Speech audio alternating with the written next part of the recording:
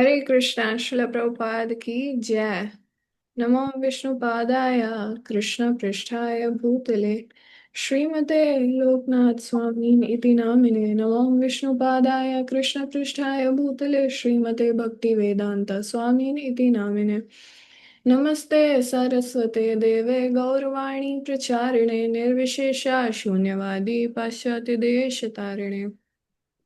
वाञ्छाकल्पतरुभ्यश्च कृपा सिन्धुभ्येव च पतितानां पावनेभ्यो वैष्णवेभ्यो नमो नमः। जय श्री कृष्ण चैतन्य प्रभु नित्यानंद श्री अद्वैत गदाधर श्रीवासादि गौर भक्तवृंद। हरे कृष्ण कृष्ण कृष्ण हरे हरे, हरे राम राम राम हरे हरे। मूकं करोति वाचालं पङ्गुं लङ्घयते गिरिं यत्कृपातमहं वन्दे श्रीगुरून् दीनतारिणं परमानन्दमाधवं श्रीचैतन्य ईश्वरम्। तो आज हम चैप्टर 8 का पार्ट 3 डिस्कस करेंगे। हमारे चैप्टर का नाम है द लास्ट इंस्ट्रक्शन। तो इसका मतलब कि अंतिम संदेश प्रभुपाद का। तो बहुत ही इम्पोर्टेंट चैप्टर है ये। तो हमने लास्ट टाइम डिस्कस किया था कि कैसे न्यूयॉर्क से प्रभुपाद को न्यूज़ मिलती है कि Hare Krishna movement is a bona fide religion. तो प्रभुपाद बहुत प्रसन्न होते हैं और प्रभुपाद कहते हैं कि एक्चुअली मेरे 14 वर्ष की जो संघर्ष था अमेरिका का, वो आज उसको रिकॉग्निशन मिला है। जब वहाँ की गवर्नमेंट, वहाँ के जजेस ने एक्सेप्ट किया है कि हरे कृष्णा आंदोलन एक बोनाफाइड रिलीजन है। तो यहाँ पे हमने पिछली बार कंप्लीट किया था। तो अब प्रभुपाद मायापुर आते हैं March 22, 1977। तो जो मायापुर में सीनियर डिवोटीज थे वो देख रहे थे कि प्रभुपाद का स्वास्थ्य बिगड़ता जा रहा है 1977 में। और वो चाह रहे थे कि प्रभुपाद मायापुर में रुक के थोड़ा सा मतलब विश्राम करें और अपने आप को रिकवर करें और अपना भागवतम का कार्य करते रहें, मतलब ट्रैवल ना करें वो। लेकिन सुरभि स्वामी महाराज जो थे, जो बॉम्बे में थे, वो वहां से कुछ ऐसे रिपोर्ट्स भेज रहे थे जिससे प्रभुपाद थोड़े चिंतित हो रहे थे कि जो वहां पे मंदिर का निर्माण कार्य है वो पूरा नहीं हो पा रहा समय से। तो प्रभुपाद इससे प्रसन्न नहीं थे और प्रभुपाद आना चाहते थे, लेकिन सुरभि स्वामी महाराज कह रहे थे कि अभी आप मत आइए। मतलब वो इस तरह से इंडिकेट कर रहे थे कि अभी यहाँ काम बिल्कुल भी इतना नहीं हुआ है कि आप आए। तो उससे कुछ मतलब वो चाह रहे थे कि प्रभुपाद वहीं पे ही रुके मायापुर में। अब यहाँ पे बताते हैं कि जो गिरिराज प्रभु हैं, उन्होंने प्रभुपाद के लिए एक लेक्चर प्रोग्राम पंडाल अरेंज करा था फिर से आज़ाद मैदान बॉम्बे में। और वो प्रभुपाद को इनवाइट कर रहे थे।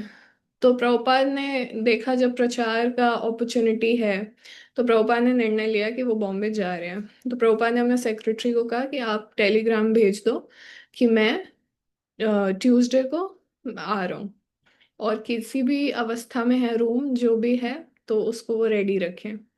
तो जैसे ही प्रभुपाद बॉम्बे आते हैं तो प्रभुपाद बहुत ही ज्यादा वीक होते हैं। यहाँ पे बताया सत स्वरूप दास महाराज ने, इतने वीक होते हैं कि जब वो प्लेन में जब वो उतरने के लिए आ रहे होते हैं तो वो उतना भी नहीं चल पा रहे थे।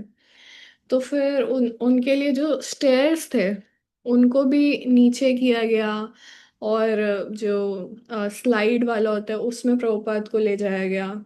उसके बाद फिर प्रभुपाद जब जमीन पे पहुंचे तो भी डिसाइपल्स प्रभुपाद को सपोर्ट दे रहे थे बहुत ज्यादा, ताकि प्रभुपाद वॉक कर सके प्रॉपरली। तो इतनी कंडीशन प्रभुपाद की वीक थी, लेकिन प्रभुपाद बहुत ब्राइट स्माइल कर रहे थे जब प्रभुपाद ने एयरपोर्ट पे भक्तों को देखा, प्रभुपाद को रिसीव करने के लिए जो भक्त आए थे। तो फिर आगे बताते हैं कि जो हरे कृष्णा लैंड है जुहू में, तो उसमें बहुत तेजी से कार्य चल रहा था। जैसे 200 लोग लगे हुए थे, और वो मंदिर भी नहीं, एक बहुत बड़ा होटल भी निर्माण हो रहा था जुहू में। अगर आपने जुहू मंदिर देखा होगा तो देखा होगा वहां पे एक बहुत सुंदर होटल भी बना हुआ है, गेस्ट हाउस। तो प्रभुपाद का लाइक वो इंडिया में पहला ऐसा वो बनने जा रहा था जिसमें होटल भी है टेम्पल के साथ, और बहुत बड़ा प्रोजेक्ट है। तो सुरभि स्वामी महाराज के साथ प्रभुपाद देख रहे थे कि सब कुछ अभी कंस्ट्रक्शन में है और काम अच्छा चल रहा है।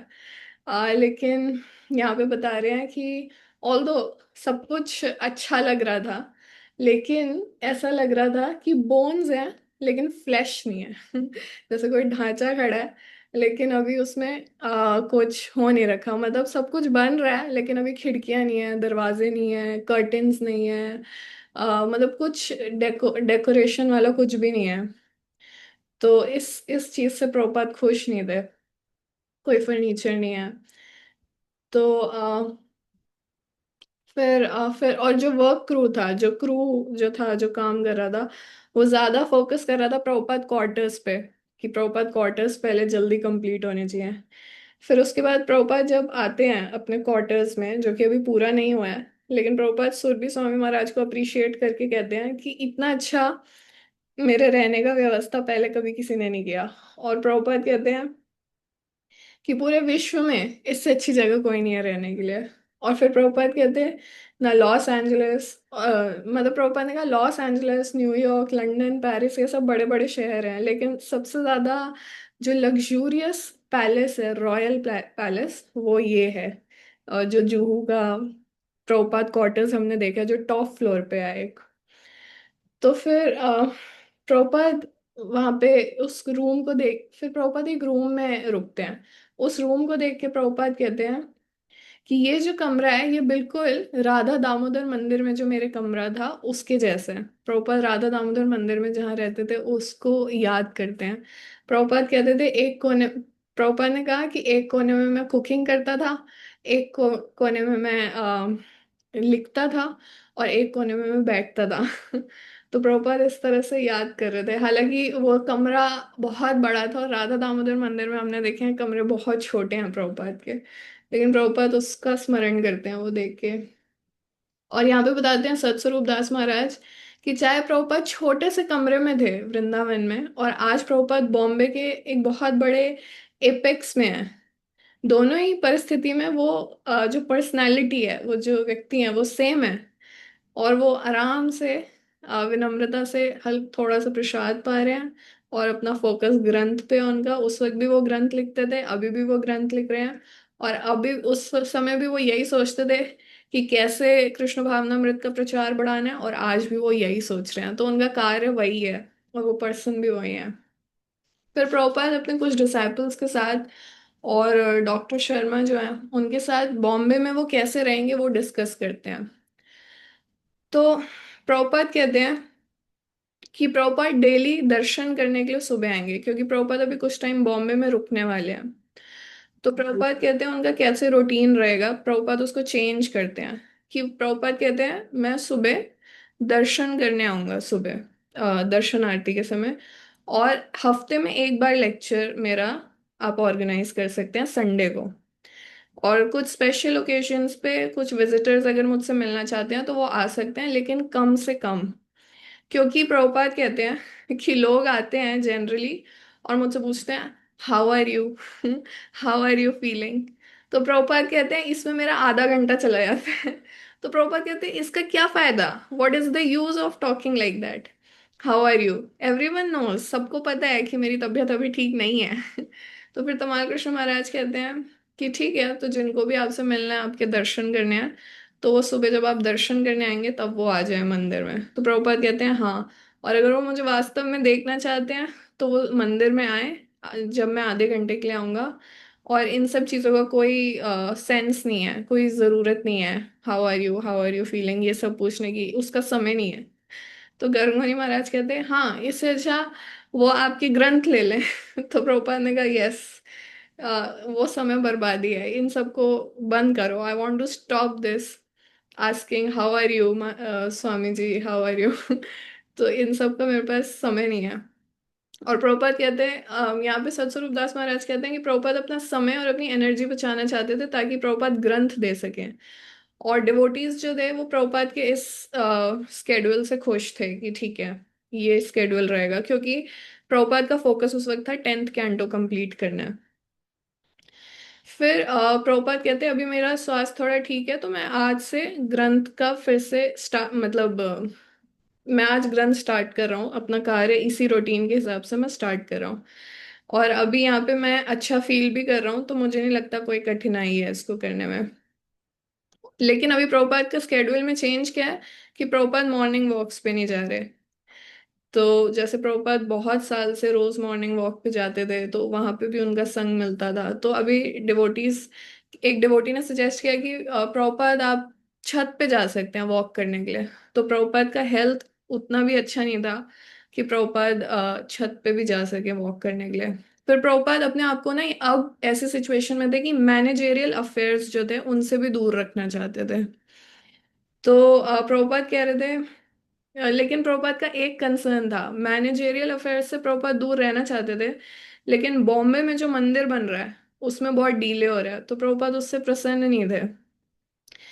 और हालांकि प्रभुपाद जब ग्रंथ का कार्य कर रहे थे तो बहुत शांति थी लेकिन प्रभुपाद फिर भी जो डिस्टरबेंस होता था, ठक ठक ऐसे नॉइज कुछ हो रहा है, तो लेकिन उस ठक ठक से ज्यादा परेशानी प्रभुपाद को ही नहीं थी, लेकिन प्रभुपाद को परेशानी इस बात से थी कि काम बहुत धीरे चल रहा है। तो प्रभुपाद ने एक भक्त को कहा कि आप सब बहुत ही ईमानदार हैं, सिंसियर हैं, बट नो इंटेलिजेंस, बुद्धि नहीं है। प्रभुपाद ने कहा कि आप कंस्ट्रक्शन वर्क, मुझे दिख रहा है कि मुझे दिख रहा है कंस्ट्रक्शन वर्क नहीं चल रहा है ठीक से, तो मैं क्या करूं? मैं अपनी आंखें बंद कर लूं? मैं ऐसा कर सकता हूँ, लेकिन मैं एक बुद्धिमान व्यक्ति हूँ मैं अपनी आंखें कैसे बंद कर लूं? तो वो सब अपने बहाने दिए जा रहे हैं कि नहीं हो पा रहा है, इस वजह से डिले हो रहा है। तो ये प्रभुपाद को पसंद नहीं आ रहा था कि काम बहुत धीरे चल रहा है। फिर प्रभुपाद को देखने के लिए एक डॉक्टर, कोई डॉक्टर रेगुलर नहीं आता था, प्रभुपाद डॉक्टर को अवॉइड करते थे जैसे हम जानते हैं। तो एक कविराज आते थे जो कि थोड़ा सा प्रभुपाद को स्वास्थ्य देखते थे और कुछ कुछ दवाई देते थे, और वो दवाई से भी अगर प्रभुपाद को अपना हेल्थ अच्छा नहीं लग रहा तो वो नहीं लेते थे, अगर कड़वी भी लग रही है तो भी नहीं लेते थे तो फिर आ, प्रभुपाद छोड़ देते थे और वो कहते थे everything is up to Krishna, Krishna देख लेंगे। तो अब डॉक्टर भी उस पर कुछ नहीं कर सकता यहाँ पे लिखे हैं। फिर प्रभुपाद मेंशन करते हैं कि आयुर्वेदिक और होम्योपैथिक दवाइयाँ थोड़ी सी बेटर होती हैं, लेकिन फिर भी प्रभुपाद दवाइयों के बारे में ज्यादा बात नहीं करते थे। प्रभुपाद दवाइयों को भी एक मंडेन टॉपिक मानते थे कि ये भी उतना इम्पोर्टेंट टॉपिक नहीं है बात करने के लिए। तो जब प्रभुपाद यहाँ पे बताया कि जुहू में थे, तो उनका हेल्थ, वहाँ पे अच्छा मौसम था, सब कुछ अच्छा था, और प्रभुपाद के दिन अच्छे से जा रहे थे, लेकिन हेल्थ में कोई इम्प्रूवमेंट नहीं था। बट इंटेलिजेंस जो है वो फिर भी शार्प और अलर्ट था पूरा। और भावानंद महाराज जो थे, वो मायापुर से आए थे और वो प्रभुपाद को बहुत इंटीमेटली सेवा कर रहे थे पर्सनल सर्वेंट की तरह, लेकिन फिर उनको वापस बंगाल जाना था मायापुर सेवा के लिए। तो प्रभुपाद ने कहा पर्सनल सर्वेंट की सेवा इतनी इम्पोर्टेंट नहीं है, प्रीचिंग ज्यादा इम्पोर्टेंट है, तो प्रभुपाद ने उनको भेज दिया। और फिर प्रभुपाद कई बार अब बोलने लगे कि इस्कॉन लीडर्स को अब मेरे डायरेक्ट मैनेजमेंट, मतलब मेरे सुपरविजन के बिना ही अब डायरेक्ट मैनेजमेंट करना होगा खुद। मतलब वो हर जीबीसी मीटिंग्स में प्रभुपाद को बुलाते थे, हर चीज को पास करने से पहले प्रभुपाद से डिस्कस करते थे। तो प्रभुपाद ने कहा अब आप करो।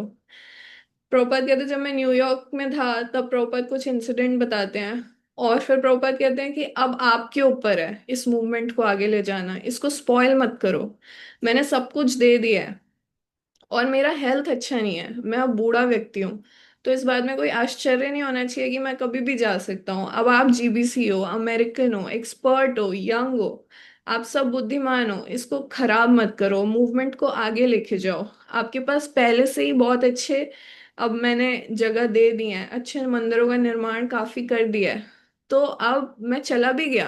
प्रभुपाद कहते even if I go what is the harm. और मैंने जो भी देना था, मेरे आइडियाज, मेरे डायरेक्शन, जो भी मेरे को देना था सब मैंने अपने ग्रंथों में दे दिया है, आपको सिर्फ उसको देखना है, पढ़ना है। मैंने अपना कार्य कर दिया है, क्या मैंने नहीं किया अपना कार्य? तो फिर वो कहते हैं, डिसाइपल कहते हैं हाँ प्रभुपाद आपने अपना कार्य कर दिया है, लेकिन फिर भी हमें पूरा भागवतम तो चाहिए तो प्रभुपाद कहते हैं वो हो जाएगा, और अगर वो पूरा नहीं भी हुआ तो उसमें कोई नुकसान नहीं है, आप आगे उसको ले सकते हैं। यू आर कॉम्पिटेंट, आप में इतना सामर्थ्य है कि आप अब आगे कर सकते हैं, आप उसका चार्ज ले सकते हैं। आप सारे फाइनेंसेस, अब इस्कॉन का जितना भी पैसा है जो भी मैनेजमेंट है उन सबको अब आप हैंडल करो। और मेरी आपसे सिर्फ यही रिक्वेस्ट है, डोंट स्पॉइल इट। इसको खराब मत करो, इसको स्पॉइल मत करो। मैंने कई बार क्रोधित होके आपको सिर्फ यही कहा है कि चीजों को खराब मत करो जो पहले से बन गई हैं, और मुझे शांति से ग्रंथ लिखने दो, तो फिर सब सही रहेगा। तो फिर प्रभुपाद कुछ टाइम के बाद खाने के लिए भी मना करते हैं कि मुझे और अभी खाना, ये दाल चपाती राइस ये सब नहीं खाना लंच में। और प्रभुपाद मतलब फास्टिंग पे जाना चाहते थे, तो गिरिराज प्रभु कहते हैं कि नहीं, आपके जो शिष्य हैं उनको अच्छा लगता है जब वो देखते हैं कि आप प्रसादम पा रहे हो। तो प्रभुपाद ने कहा नहीं, मना कर दिया। और उन्होंने कहा जो ब्रेन है वो बहुत थोड़ा फ्रूट्स और मिल्क लेके भी चल सकता है, तो उसके लिए प्रभुपाद मना कर रहे थे। तो यहाँ पे सतस्वरूप दास महाराज बताते हैं कि प्रभुपाद ये जो मूड दिखा रहे थे रिटायरमेंट का, फास्टिंग का, और जा रहे मतलब ऐसा संदेश दे रहे थे कि वो जाने वाले हैं, ये थोड़े ओकेजनल थे। ऐसा वो रोज नहीं करते थे, कभी कभी होता था। अदरवाइज वो बहुत वास्तविक थे, बहुत प्रैक्टिकल थे, और बहुत सोबर पर्सन की तरह थे। वो ये सब बातें करते थे एंड देन इमिजिएटली वो मूवमेंट पे आ जाते थे कि कैसे, मतलब नहीं क्या क्या भी करना है, डिसाइपल्स को डिस्कस करते थे कि वो किन किन चीज़ों में इन्वॉल्व हो रहे हैं, उसमें सजेशन देते थे और कैसे प्रचार बढ़ाना है। और फिर और फिर साइंटिस्ट और फिलोसोफर्स की बातों को और उनकी फिलोसफी को काटने लग जाते थे कि ये क्या नॉनसेंस बोल रहे हैं। सो श्रीला प्रभुपाद वापस उस पे आ जाते थे। फिर प्रभुपाद कुछ उनके कुछ डिसाइपल्स कह रहे थे कि आप ट्रैवल करके कोई अच्छी जगह पे जाओ, और वहाँ का अच्छा मौसम होगा तो आपका स्वास्थ्य जल्दी अच्छा होगा, क्योंकि अब गर्मी हो रही थी बॉम्बे में, काफी समय हो गया था, तो गर्मी से उनका स्वास्थ्य अच्छा नहीं होगा। तो कह रहे थे आप कश्मीर जाओ। तो फिर गुजरात से उनको श्रीमान नारायण कहते हैं। श्रीमान नारायण वहाँ के गवर्नर थे गुजरात के। तो वहां से एक लेटर आता है और वो कहते हैं कि आप अपने स्वास्थ्य का ध्यान रखिए। गुजरात के गवर्नर लिखते हैं, और मैं उम्मीद करता हूँ आपका स्वास्थ्य जल्दी अच्छा हो जाए। तो प्रभुपाद हंस के कहते हैं, oh this is just an old machine. ये तो एक पुरानी मशीन है, जितना आप इसको ठीक करने की कोशिश करेंगे उतनी ही वो खराब होती जाएगी। मगर मेरा कार्य कभी नहीं रुकेगा, वो हमेशा चलता रहेगा। और मेरा कार्य क्या है? मेरा कार्य है ग्रंथ देना, ग्रंथ लिखना, और वो चलता रहेगा, और वो चल रहा है। फिर काफी लोग प्रभुपाद से आ रहे थे मिलने के लिए, और वो सजेस्ट कर रहे थे श्रीनगर जाके रह सकते हैं आप, कश्मीर जा सकते हैं वहाँ अच्छा मौसम है, देहरादून जा सकते हैं, मसूरी, शिमला, हरिद्वार। तो फिर प्रभुपाद सोच के कहते हैं कि और फिर श्रीमान नारायण उनको कहते हैं कि आप हरिद्वार में जा सकते हैं, वहाँ का पानी अच्छा है और वहाँ पे आपका स्वास्थ्य अच्छा होगा, लेकिन उससे बेहतर है कि अगर आप ऋषिकेश जाएं, वहाँ गंगा है। तो जहाँ पे भी गंगा है वहाँ पे अच्छा रहता है मौसम और अरेंजमेंट। तो फिर वहाँ उस टाइम पे ऋषिकेश प्रभु जो हैं प्रभुपाद के डिसाइपल, तो वो एक तुरंत प्लान बनाते हैं प्रभुपाद से पूछ के, और फिर प्रभुपाद बॉम्बे से ऋषिकेश जाने का प्लान करते हैं एक हफ्ते के अंदर। तो आज हम यहीं तक डिस्कस करेंगे। श्रीला प्रभुपाद की जय।